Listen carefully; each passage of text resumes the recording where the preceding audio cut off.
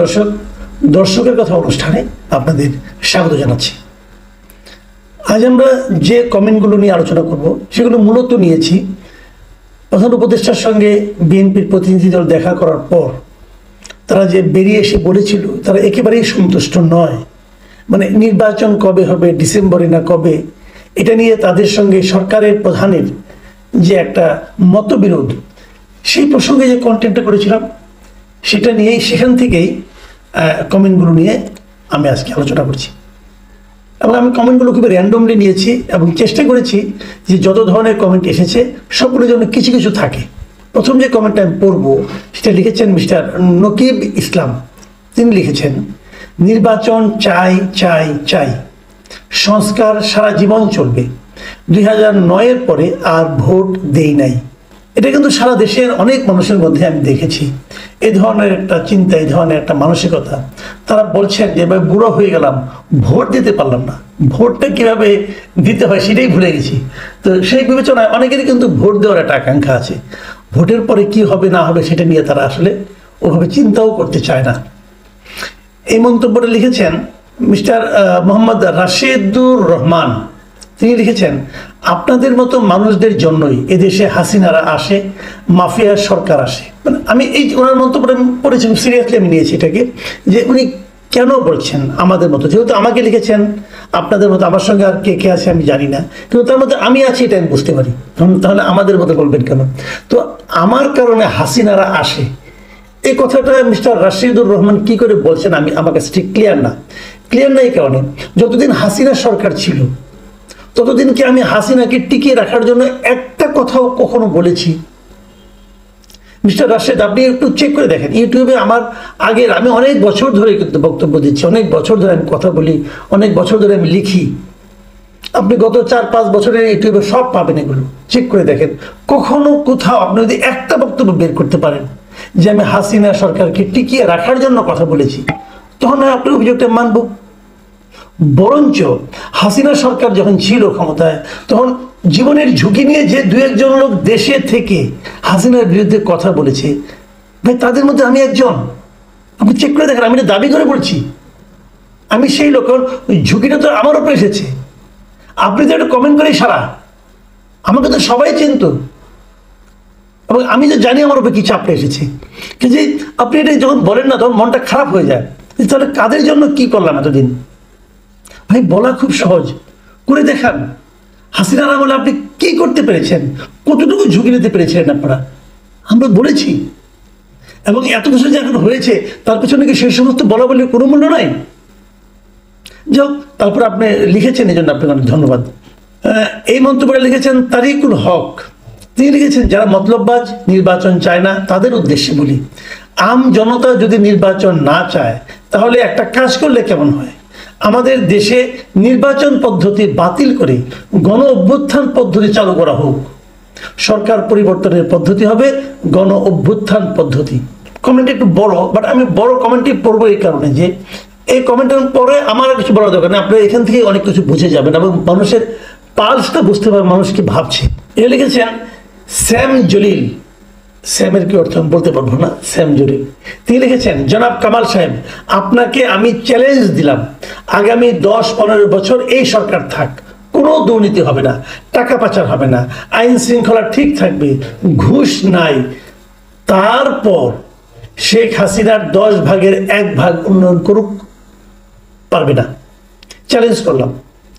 দেশ উন্নয়নে জনস্বার্থে বড় প্রকল্প গ্রহণ করতে নেতার যে হিম্মত লাগে, যে দম লাগে, সেটা শেখ মুজিব ও শেখ হাসিনা ছাড়া এ যাবৎ কেউ দেখাতে পারেনি। ভাই আপনি আরো নিরপেক্ষ হয়ে বিশ্লেষণ করবেন আশা করি।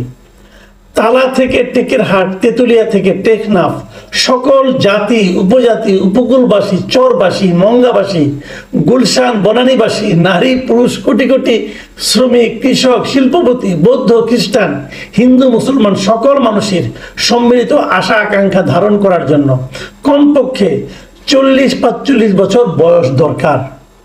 54 বছরের বাংলাদেশে শুধুমাত্র 3 জন নেতা রাজনীতি করে গদিতে বসতে পারছেন, বঙ্গবন্ধু, বেগম খালেদা জিয়া এবং শেখ হাসিনা।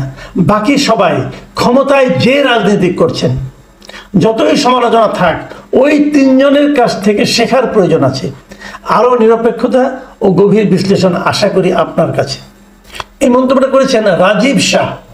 তিনি লিখেছেন, আবেগী জনগণ আর ছাত্র জনতা ইউনূসকে 5 বছর ক্ষমতায় চায়, আর কেউ চায় না। তবে বিএনপিকে হিংসা রাজনীতি, চাঁদাবাজি, দখলবাজি পরিহার করতে হবে। তারা ক্ষমতায় আসার আগেই নির্যাতন শুরু করে দিয়েছে, তাও আওয়ামী লীগ থেকে বেশি। এটা ঠিক নয়, তারেককে আরো কঠোর হতে হবে। এই রাজীব সাহেবের বক্তব্য আশা করি বিএনপির নেতৃবৃন্দ কানে তুলবেন। এই মন্তব্যটা করেছেন ছদ্মনাম দোয়া দরুদ। তিনি লিখেছেন, গত 8 মাসে ইউনূস মিয়া নিজের নামে সব মামলা উঠায় নিছে, 666 কোটি টাকার ট্যাক্স মওকুফ করে নিয়েছে, গ্রামীণ ব্যাংকের কর মাফ করে নিয়েছে 2029 সাল পর্যন্ত, গ্রামীণ ব্যাংকের সরকারি শেয়ার 25 থেকে কমিয়ে 10% করেছে। বিগত সরকারের সময় স্টারলিংকের সাথে ব্যবসা হওয়ার কথা ছিল সরকারের, সেই ব্যবসায় এখন হচ্ছে গ্রামীণের সাথে। এবার বলেন আপনার অনুভূতি কি? আচ্ছা, 8 মাসে দেশের জন্য ইউনূস এরকম উল্লেখ করার মতো কিছু কি করেছে? ওনার প্রশ্ন আমি উত্তর দেব না, আপনি দিন। এই মন্তব্যটা লিখেছেন দুয়ারিপাড়া। তিনি লিখেছেন, সার্জিস আলম রাজনৈতিক সরকারের প্রধানমন্ত্রীর কথা বলেননি, বলেছেন নির্বাচিত সরকারের প্রধানমন্ত্রী হওয়ার আকাঙ্ক্ষা। মাসুদ ভাই, আপনার জন্য কষ্ট হয়। এই মাসুদ কামাল কি সেই মাসুদ কামাল? কামাল ভাই, বিএনপি আসলে সে আগের অবস্থায় হবে। প্লিজ এই সরকারের প্রতিপক্ষ হয়েন না, সমালোচনা করুন যৌক্তিকভাবে। আচ্ছা জনাব দুয়ারিপাড়া, আপনাকে আমি একটা কথা জিজ্ঞাসা করি। সার্জিস আলম রাজনৈতিক সরকারের প্রধানমন্ত্রীর কথা বলেননি, বলেছেন নির্বাচিত সরকারের প্রধানমন্ত্রীর কথা। তো নির্বাচিত সরকারের প্রধানমন্ত্রী ইউনূস সাহেব কিভাবে হবে? কোনো অরাজনৈতিক সরকার গঠন হলে সেই সরকারের প্রধানমন্ত্রী? তো অরাজনৈতিক সরকার প্রধানমন্ত্রী কিভাবে হবে? নির্বাচন না করে? আপনি তো বলেছেন নির্বাচিত করে। তাহলে নির্বাচন যদি অংশ নেন, উনি কি অরাজনৈতিকভাবে নির্বাচনে অংশ নেবেন? এবং উনি যদি প্রধানমন্ত্রী হতে হলে একটা সংখ্যাগরিষ্ঠ দল লাগে, তাহলে অরাজনৈতিক দলটাকে সংখ্যাগরিষ্ঠ হবে? ভাই, এই শব্দের মার পেঁচে কোনো অর্থ হয় না, বোঝার চেষ্টা করুন। আর আমার সম্পর্কে যেটা বলছেন, হ্যাঁ আমি এই মাসুদ কামালই সেই মাসুদ কামাল, কোনো সন্দেহ নাই। আমার কাজ হলো সরকারে যেই থাকুক তার ভুলগুলি ধরিয়ে দেওয়া, এটি আমার কাজ ভাই। এখন বিচার করে দেখেন, যদি সরকার আওয়ামী লীগ ছিল, যখন আওয়ামী লীগের বিরুদ্ধে বলেছি, কারণ পৃথিবীতে কেউ পাবেন না যা সব ঠিক। এখন একজন লোক 10টা ঠিক করতেছে আর 3টে ভুল করতেছে, আমার কাজ হলো 3টে ভুলকে ধরিয়ে দেওয়া। যেগুলো ঠিক করছে সেগুলো আমার কোনো আলোচনা নাই ভাই। কারণ আমি চাই যে সরকারে থাকবে সে সবগুলি ভালো করবে, সব ভালো করতে না পারলেও যেগুলো ভুল হয় সেগুলো ভুল শুধরানোর চেষ্টা করবে। যদি কেউ ধরিয়ে না দেয় তাহলে ভুল শুধরাবে কিভাবে? কাজেই আপনি সেই মাসুদ কামালকে দেখছেন যে মাসুদ কামাল আওয়ামী লীগ সরকারের সমালোচনা করেছিল, এখন এই সরকারের সমালোচনা করছি। যদি আগামীতে বিএনপি সরকার আসে, আমি বিএনপি সরকারের সমালোচনা করবো, তাদের ভুলগুলো নিয়ে আলোচনা করবো। আমি বলবো না এই কারণে সরকারকে পতন করে দেন, আমি বলবো সরকার যেন এই ভুলগুলো শুধরে নেয়। এখনো তাই বলছি। আমি আশা করি আপনি আমার অবস্থানটা বুঝতে পেরেছেন। এরপরে মন্তব্যটা করেছেন নাজমুল সর্দার। তিনি বলেছেন, যেহেতু এখন মাঠে একমাত্র বড় দল বিএনপি, সেহেতু বিএনপিকে ম্যানেজ করে নির্বাচন দিলেই হয়, বিএনপি ক্ষমতায় যাবে। মিস্টার ইউনূসকে প্রেসিডেন্ট করবে আর তারেক রহমান হবেন প্রধানমন্ত্রী, অন্যরা মন্ত্রী। তাইলেই তো মিস্টার ইউনূস 5 বছরের বেশি থাকলো প্রধান উপদেষ্টা এবং প্রেসিডেন্ট হিসাবে। চূড়ান্ত কথা হলো, আমরা সাধারণ মানুষ, আমরা সরাসরি ভোট দিয়ে আমাদের প্রতিনিধি নির্বাচন করব। আর কোনো বিদেশি নাগরিকের সংস্কার চাই না, মানি না, মানব না। এরপর লিখেছেন অলিউর রহমান। তিনি লিখেছেন, জামায়াতের আমির যখন বললেন রোজার আগে নির্বাচন, আর পরে বললেন 2-3 মাস এদিক সেদিক হলে কিছু না, আগের দিনের বক্তব্যের সাথে পরের বক্তব্যের মিল নেই, তবে কি কোনো অদৃশ্য কারণে কথা পরিবর্তন করেছেন? আমার তাই মনে হচ্ছে। এটাই আমার মনে হলে বিএনপি কেন নির্বাচন নিয়ে সন্দেহ প্রকাশ, এটা আমারই মনে হলে বিএনপি কেন নির্বাচন নিয়ে সন্দেহ প্রকাশ করবে না। মোহাম্মদ মুস্তফা লিখেছেন, পিনাকি ভট্টাচার্য সরকার গঠন করে দিবে নাকি আমরা জনগণ সিদ্ধান্ত নেব? যত সব পাগলের প্রলাপ। এখন থেকে পিনাকি হুজুরের মুরিদ কমে যাবে, পুরান পাগল ভারত পালিয়ে গেছে আর নতুন পাগলের আমদানি। এই মন্তব্য লিখেছেন AK মঙ্গর হায়দার। তিনি লিখেছেন, একটি সময়ে আওয়ামী লীগ বলতো জনগণ আমাদের সঙ্গে আছে। 2, ওই একই সময়ে বিএনপি বলতো জনগণ আমাদের সঙ্গে আছে। প্রশ্ন হলো, জনগণ একই সঙ্গে দুদলের সাথে কিভাবে থাকে? উত্তরের নেতারা গোপনে বলতো রাজনীতি করলে একরকম এরকম বলতে হয়, তারা দুদলই সিনিয়র, এখন তরুণরা ওই মুরব্বীদের ফর্মুলা কাজে লাগাচ্ছে। তাহলে নতুন বন্দোবস্ত কই? উত্তর হলো যেই লাউ সেই কদু। এই মন্তব্যটা লিখেছেন দিলওয়ার হোসেন। তিনি লিখেছেন 5 বছর চাইলেও তারা থাকতে পারবে না অনভিজ্ঞতার কারণে।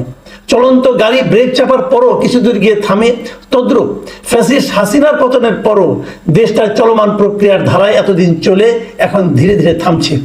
এখন দরকার অভিজ্ঞ পাকা খেলোয়াড়, যা এই অন্তর্বর্তীকালীন সরকারের মধ্যে নেই।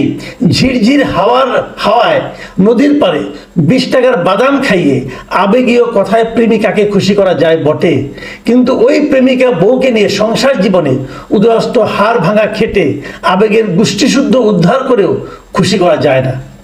আর দেশ চালাবে 5 বছর 10 বছর? জনগণ কি জিনিসটা 5 আগস্ট সবাই দেখেছে। জনগণ আবেগে গদগদ হইয়া কোলে তুলে আদর যেমন করে, তেমনি আবার আবেগ শেষ হয়ে গেলে কোল থাইকা আসার দিয়া ফিল্লা উষ্টাইতে এক একজন নিজেদের মেসি রোনালদো ম্যারাডোনা মনে করে ম্যারাথন ফুটবল খেললে মনের সুখে বগল বাজায়। সুতরাং সাধু সাবধান, মুরব্বী পিছে দেখো, পিছে। আমি জানি না উনি কাকে পিছিয়ে দেখতে বলেছেন, তবে আমি মনে করি সবারই আসলে পিছিয়ে একটু তাকানো উচিত। পরের মন্তব্যটা লিখেছেন সাইফুল ইসলাম। তিনি লিখেছেন হুজুগে বাঙালি, এই কথাটা যিনি বলেছেন তাকে স্যালুট।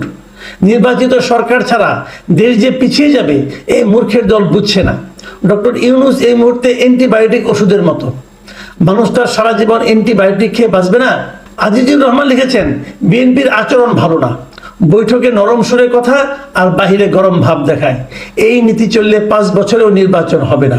নাইস বাংলা লিখেছেন আজকে আপনার কথায় পরিষ্কার বুঝলাম আপনি পিনাকিকে চরম ভয় পান, কারণ আপনি বুঝেছেন পিনাকি আপনার নামে মিথ্যা বানিয়ে এমন একটা তথ্য প্রকাশ করবে যা সত্য নয়, প্রমাণ করতে আপনার 1 মাস পরিশ্রম করতে হবে।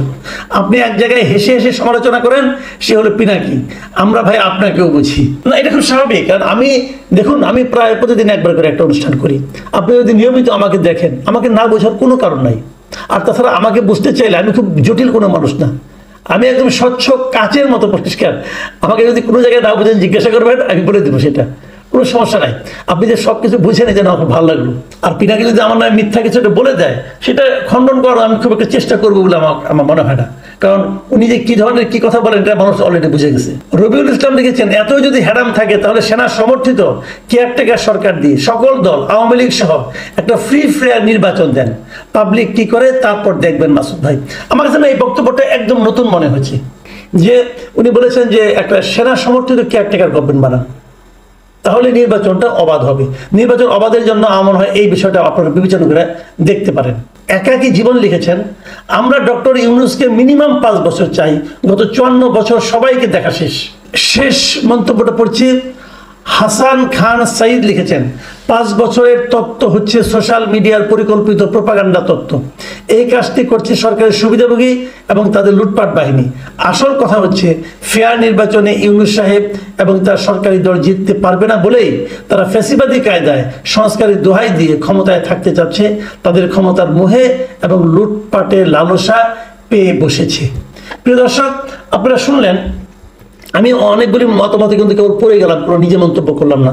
আর আসলে এটা আমি প্রশ্ন উত্তর পর্ব করিনি, কিন্তু আমি কিন্তু প্রশ্ন উত্তর দিই না, কারণ 2-1টা ক্ষেত্রে আমি আমার একটু কমেন্ট দিই যেগুলো আমাকে ব্যক্তিগতভাবে মানে আমাকে লক্ষ্য করে বলা হয়, সেগুলো একটু বিশ্লেষণ করার চেষ্টা করি, পরিষ্কার করার চেষ্টা করি, এছাড়া কিছু না।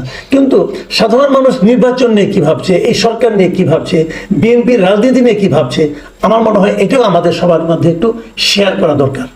আমি আগেও বলেছি আমার এই চ্যানেলটা বেসিক্যালি দর্শকদের সঙ্গে আমার একটা যোগসূত্রের প্ল্যাটফর্ম। এই প্ল্যাটফর্ম দেখে যারা খুশি হবেন, যারা সমালোচিত হবেন তারাও বুঝবেন আমরা কেন করছি, এবং যদি কারো কোনো লাভ হয় সেটাই হবে আমাদের এই প্রচেষ্টার সার্থকতা।